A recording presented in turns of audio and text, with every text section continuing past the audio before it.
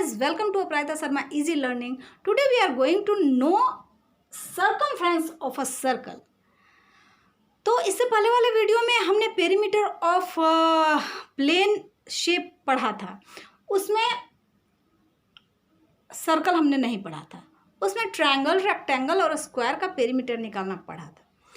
तो अगर आप ये वीडियो देख लिए हैं तो बहुत अच्छी बात है, अगर आप नहीं देखे हैं तो डिस्क्रिप्शन में मैं इसका लिंक शेयर करूंगी, आपको देख लेंगे, जिससे आपको सर्कमफ्रेंस समझना आसान होगा। तो सर्कमफ्रेंस ऑफ अ सर्कल जो है वो पेरीमीटर ऑफ सर्कल ही है। इसको पेरीमीटर ऑफ अ सर्कल भी कह सकते हैं, सर्कमफ्रेंस ऑफ अ सर्कल भी कह सकते हैं।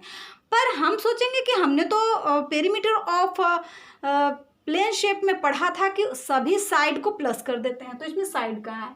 साइड तो नहीं है, बट लेंथ ऑफ बाउंड्री तो है। तो जो ये बाउंड्री का लेंथ है वही इसका सर्कमफ्रेंस भी है और वही इसका पेरीमीटर भी है।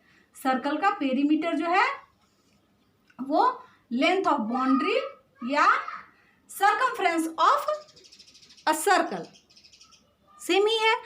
तो अभी हम इसको निकालने के लिए देखेंगे कि इसको सर्कल का सेंटर कहते हैं, बीच सेंटर, और सेंटर से बाउंड्री का डिस्टेंस जो है उसको हम आर बोलते हैं, रेडियस। ठीक है, तो ये ओ बी जो हो गया, ये रेडियस हो गया सर्कल का, ओ बी सर्कल का रेडियस हो गया। और distance between boundary, one and से अदर एंड का डिस्टेंस जो है बाउंड्री का, वन एंड से अदर एंड का, वो हो गया इसका डी, यानी डायमीटर। तो डायमीटर है ए बी।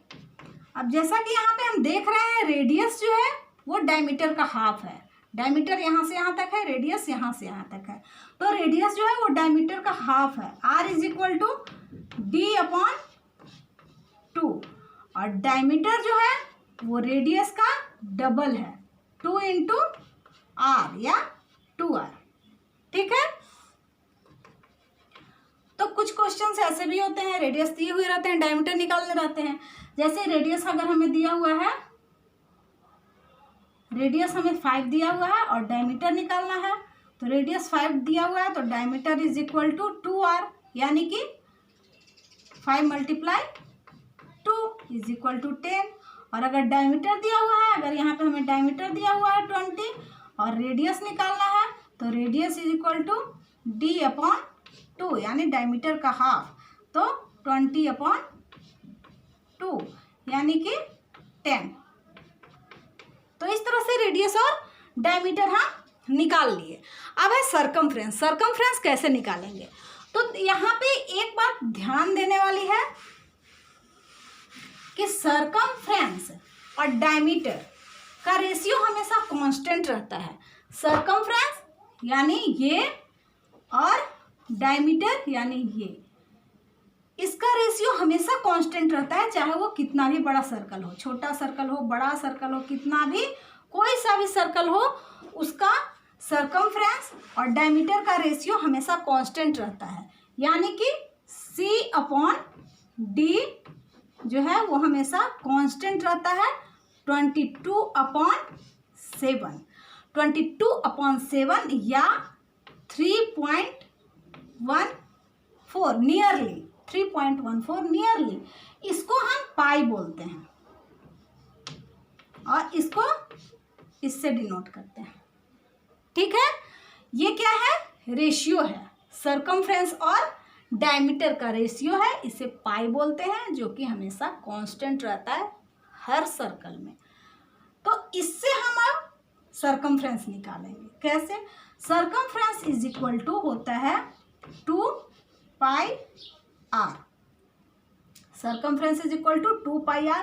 अब अगर यहाँ पे आर हमारा दिया हुआ है, मान लिया कि आर दिया हुआ है 14 सेंटीमीटर, ठीक है, तो सी इज इक्वल टू हो जाएगा 2 मल्टीप्लाई पाई का वैल्यू यहाँ पे पुट करेंगे, पाई का वैल्यू 22/7 एंड आर है 14, तो 7 से 7 2 जा 14।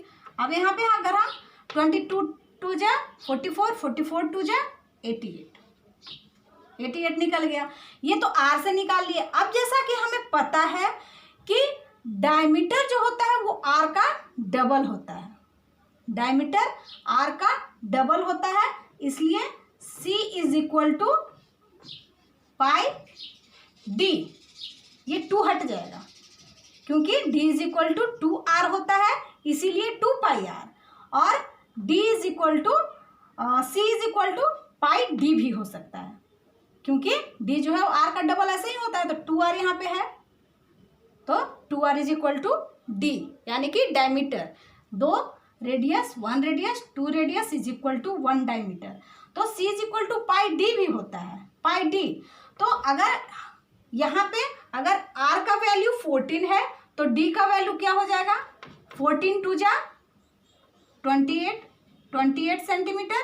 तो यहाँ पे हम ऐसे भी निकाल सकते हैं, c is equal to pi d is equal to pi का वैल्यू 22/7 एंड d का वैल्यू कितना आया 28, 7 4 जा 28, 22 4 जा 88।